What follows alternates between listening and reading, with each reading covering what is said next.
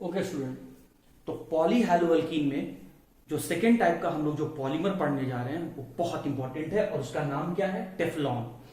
किसी भी पॉलीमर के नाम के पीछे वाले पोर्शन में सफिक्स वाले पार्ट में अगर ऑन लगा हुआ है तो वो क्लियर कट इंडिकेशन है स्टूडेंट कि वो कॉम्बिनेशन से बना है, वो एक पॉलीमर है। टेफ्लॉन को कई बार हम लोग PTFE के नाम से जानते हैं। अब बात आया कि ये PTF क्या है, तो देखिए P का पूरा नाम है पॉली, T से हो गया टेट्रा, F से हो गया फ्लोरो और E से हो गया इथीन कह लें या आप इथाइलिन कह लें। तो आप इथीन भी लिख सकते हैं, आप इथाइलिन भी लिख सकते हैं। तो the poly tetra fluoro ethylene is known as the Teflon and it is symbolically also indicated by PTFE। Polytetrafluoroethylene को ही हम लोग टेफ्लॉन कहते हैं और इसी टेफ्लॉन को हम लोग शॉर्ट नेम में एब्रेविएटेड फॉर्म में हम लोग PTFE के फॉर्म में लिखते हैं। अब ये इसके नाम में जो ये पॉली वर्ड लगा हुआ है ये इंडिकेट कर रहा है कि ये एक पॉलीमर है और टेट्राफ्लोरोइथाइलिन जो है ये इंडिकेट कर रहा है इसके मोनोमर को। तो अगर आपसे नाम देके ही पूछे कि इसका मोनोमर क्या है तो ऑलरेडी क्वेश्चन में ही आंसर लिखा हुआ है, उसके नाम में ही इसका मोनोमर का नाम लिखा हुआ है। तो इसके मोनोमर का नाम क्या हो गया? टेट्राफ्लोरोइथाइलिन या फिर टेट्राफ्लोरोइथीन, आप दोनों में से कोई भी यूज कर सकते हैं। अब जरा आप यहां पर देखिए, आपने एक ही टाइप का मोनोमर यूज किया है इस पॉलीमर को बनाने के लिए, तो इसका मतलब क्या हुआ कि ये जो टेफ्लॉन नाम का मोनोमर है ये भी एक होमोपॉलीमर है। होमोपॉलीमर मैंने क्यों बोला? क्योंकि इस पॉलीमर को बनाने के लिए हम एक ही तरह का, मैं नंबर वाइज वन नहीं बोल रहा हूं स्टूडेंट, क्योंकि कभी भी पॉलीमर एक मॉलिक्यूल से नहीं बनेगा। पॉलीमर बनाने के लिए हमें मोनोमर का जो नंबर होगा वो 100 या 100 से अधिक लेना होगा। क्यों? क्योंकि पॉलीमर हम वैसे ही मॉलिक्यूल को कहते हैं जो साइज वाइज बड़ा हो, जिसका आकार बड़ा हो, जिसका साइज लार्ज साइज का हो, जिसका मॉलिक्यूलर वेट भी अधिक हो, जो 100 और 100 मॉलिक्यूल के कॉम्बिनेशन से बना है। और हम जो 100 और 100 मॉलिक्यूल कंबाइन करने के लिए ले रहे हैं वो सारा का सारा मॉलिक्यूल एक ही टाइप का ले रहे हैं। इसीलिए हम लोग कह रहे हैं कि टेफ्लॉन, जिसको हम लोग PTFE भी कहते हैं, वो एक होमोपॉलीमर है। अब ये एडिशन पॉलीमर है या नहीं है, इसके लिए हम लोग क्या करेंगे, इसके मोनोमर का हम लोग स्ट्रक्चर बनाएंगे। तो आइए देखते हैं स्टूडेंट्स में क्या दिख रहा है। इथ मतलब ये रूट वर्ड इथ बता रहा है, मतलब हमें 2 कार्बन लेना है। तो सबसे पहले हमने यहां पर 2 कार्बन ले लिया। फिर क्या बता रहा है? ईन, इसका मतलब there is a present of the double bond, carbon और कार्बन के बीच में डबल बॉन्ड है। अब फिर क्या कह रहा है? इस इथाइलिन वाले पोर्शन में आपको 4 फ्लोरीन को अरेंज करना है। तो 2 फ्लोरीन का एटम मैं ये हेड वाले कार्बन पे अरेंज कर दिया और 2 फ्लोरीन का एटम मैं ये टेल वाले कार्बन पे अरेंज कर दिया बाय रिमूविंग हाइड्रोजन। मैंने इन दोनों कार्बन में से हाइड्रोजन को रिमूव किया और फ्लोरीन एटम को अरेंज किया। अब देखिए, हाइड्रोजन को रिमूव किया और फ्लोरीन को ऐड किया। 4 हाइड्रोजन को रिमूव किया तो 4 फ्री वैलेंसी आया और उन 4 फ्री वैलेंसी में मैंने फ्लोरीन एटम को ऐड कर दिया। तो how many fluorine are there? 4। तो 4 के लिए क्या कहा गया? टेट्रा। 4 किसका नंबर है? फ्लोरीन का। तो फ्लोरीन को हम लोग यूपैक नेम में क्या पढ़ते हैं? फ्लोरो। तो ये हो गया tetra fluoro. How many number of carbon? 2 carbon. तो 2 कार्बन के लिए क्या लिखा गया है? इथ। और इस कार्बन कार्बन के बीच में किस तरह का बॉन्ड है? डबल बॉन्ड है, अनसैचुरेशन प्रेजेंट है, इसीलिए इसके नाम में क्या लिखा गया? ईन। आइलीन कॉमन नेम को बताता है और ई यूपैक नेम को बताता है। अब आप इसके मोनोमर को देखिए, क्या आपको इसके मोनोमर में कोई अनसैचुरेशन दिख रहा है, कोई डबल या ट्रिपल बॉन्ड दिख रहा है? तो हम लोग कह सकते हैं कि इस मोनोमर से जो पॉलीमर बनेगा, ये टेट्राफ्लोरोइथाइलिन नाम का जो मोनोमर है उससे बनने वाला पॉलीमर जो टेफ्लॉन है वो एक एडिशन पॉलीमर है।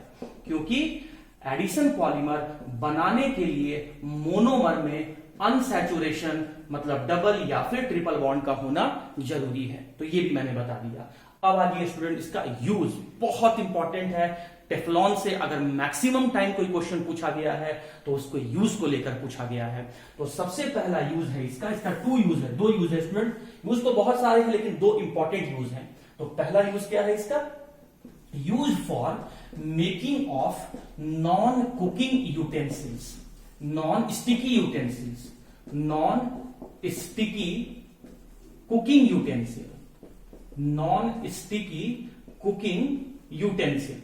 यूटेंसिल का मतलब हो गया बर्तन, कुकिंग का मतलब हो गया खाना बनाने वाला बर्तन, और ऐसा खाने बनाने वाला बर्तन जिसमें तेल या मसाला वगैरह, oil and different type of spices चिपकता नहीं हो।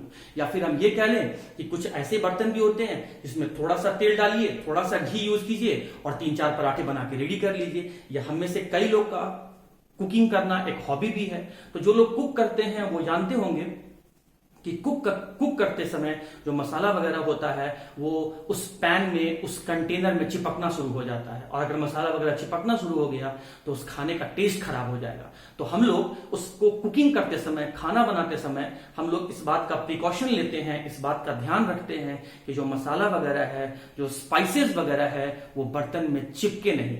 तो आजकल इसी चीज को मॉडिफाई कर दिया गया है और ऐसा बर्तन ही बना दिया गया है जिसमें तेल, घी, ऑयल, घी, स्पाइसेस मतलब मसाला वगैरह ना चिपके।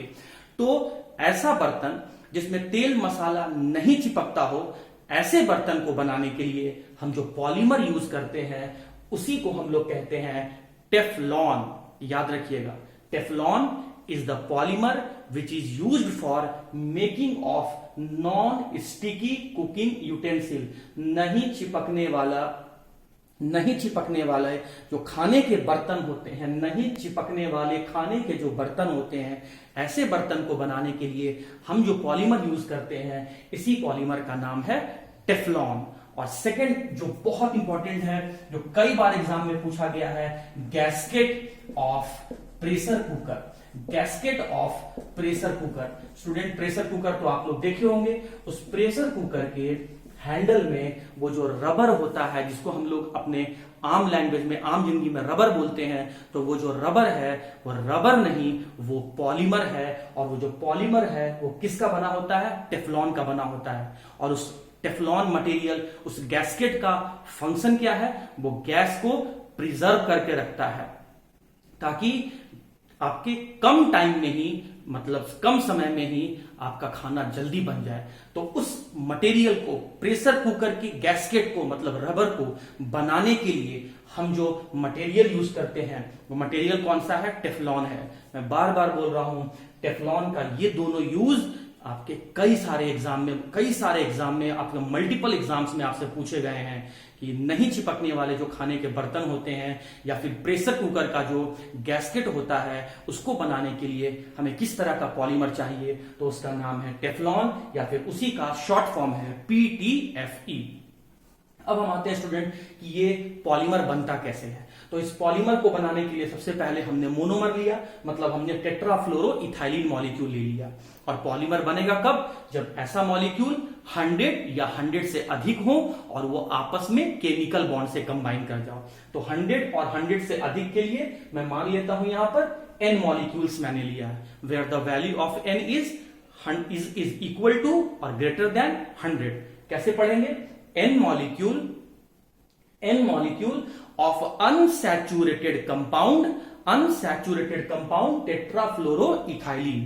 और अब क्या करेंगे? इसको हम लोग एक इनिशिएटर यूज करेंगे। ध्यान दीजिएगा, यहां जो इनिशिएटर यूज होता है उस इनिशिएटर को हम लोग यहां पर कहते हैं एसिटाइल पेरोक्साइड। आप कोई भी पेरोक्साइड यूज कर सकते हैं। यहां मोस्ट कॉमनली यूज किया गया है आपका एसिटाइल पेरोक्साइड। और ये एसिटाइल पेरोक्साइड क्या करेगा? फ्री रेडिकल बनाते हुए इस मोनोमर को, एक मोनोमर को दूसरे से तीसरे से चौथे से कंबाइन करवा कर पॉलीमर में फॉर्मेशन करेगा। तो ये इनिशिएटर फ्री रेडिकल मैकेनिज्म से, मतलब चेन इनिशिएशन, चेन प्रोपागेशन और चेन टर्मिनेशन से होते हुए मोनोमर को आपस में कंबाइन करवा के पॉलीमर बनाएगा। और मोनोमर से पॉलीमर बनाने का मैंने आपको ट्रिक क्या बताया था, एक पाई बॉन्ड को तोड़िए और 2 सिग्मा बॉन्ड का फॉर्मेशन कर दीजिए। तो ये मैंने पहले लिखा यहां पर हेड वाले कार्बन, ये लिखा मैं यहां पर टेल वाला कार्बन। अब इस हेड और टेल वाले कार्बन के बीच में एक सिग्मा था, एक पाई बॉन्ड था, तो सिग्मा बॉन्ड तो एज इट इज रह गया और पाई बॉन्ड टूट गया। तो पाई बॉन्ड के टूटने से 2 सिग्मा बॉन्ड बना। एक सिग्मा बॉन्ड को मैंने हेड वाले कार्बन पर दिखाया और एक सिग्मा बॉन्ड को मैंने टेल वाले कार्बन पर दिखाया। और ऐसा ही यूनिट, ऐसा पूरा यूनिट जुड़ते चला जाएगा। आप जितनी बार लीजिएगा वो उतनी बार आपस में एक दूसरे से जुड़कर एक लॉन्ग, एक बिगर मॉलिक्यूल, लॉन्गर चेन, बिगर मॉलिक्यूल का फॉर्मेशन करेगा। अगर आप 100 मॉलिक्यूल लिए होंगे तो ऐसा यूनिट 100 टाइम रिपीट हुआ होगा। अगर आप 200 मॉलिक्यूल लिए हैं तो ऐसा ही यूनिट 200 टाइम रिपीट हुआ होगा। हम n टाइम लिए हैं तो ऐसा यूनिट जो है वो n टाइम रिपीट हो रहा है। तो n टाइम रिपीट हो रहा है, इसीलिए मैं यहां पर लिख दिया इसको n। अब इसका नाम का बात आया, इसका नाम क्या है, तो ये पॉलीमर है तो इसके नाम में पॉली लगेगा। और जो इसका मोनोमर का नाम होगा वही इस पॉली वर्ड के बाद हम लोग लिख देंगे। तो मोनोमर का नाम क्या है, tetra fluoro ethylene, the poly tetra fluoro ethylene which is also known as the Teflon. Teflon Teflon अब इस टेफ्लॉन को चेक करो कि ये पॉलीमर है कि मोनोमर, ये एडिशन पॉलीमर है कि कंडेंसेशन पॉलीमर है। तो चेक करने का मैंने आपको 4 ट्रिक बताया था। पहला कंडीशन क्या है, पेरोक्साइड यूज किया गया है इसको बनाने के लिए। ये फ्री रेडिकल मैकेनिज्म से बन रहा है और इसको बनाने वाला जो मोनोमर है वो अनसैचुरेटेड कंपाउंड है। और ये जो पॉलीमर है वो इसको बनाने समय कोई भी बाई प्रोडक्ट का फॉर्मेशन नहीं हुआ है। इसलिए हम लोग कह सकते हैं the Teflon is an example of addition polymer. इस पॉलीमर को बनाने में हम एक ही टाइप का मोनोमर यूज किए हैं, इसीलिए होमोपॉलीमर है। और इसका यूज कहां होता है, नहीं चिपकने वाले खाने के बर्तन को बनाने के लिए इसका हम लोग यूज करते हैं। और प्रेशर कुकर में गैस को स्टोर करने के लिए, गैस को कंजर्व करके, प्रिजर्व करके रखने के लिए जो मटेरियल गैस्केट होता है वो टेफ्लॉन का बना हुआ होता है। तो उम्मीद करते हैं स्टूडेंट टेफ्लॉन और इसके पहले वाला पीवीसी मतलब पॉली हैलो अल्कीन क्लास का जो दोनों एग्जांपल था ये आपको समझ में आ गया होगा। अब हम लोग 3rd क्लास डिस्कस करने जा रहे हैं जहां पर हम लोग पढ़ेंगे पॉलीडाइंस, जहां पर हम लोग पढ़ेंगे रबर के बारे में। तो आइए उसको भी डिस्कस कर लेते हैं।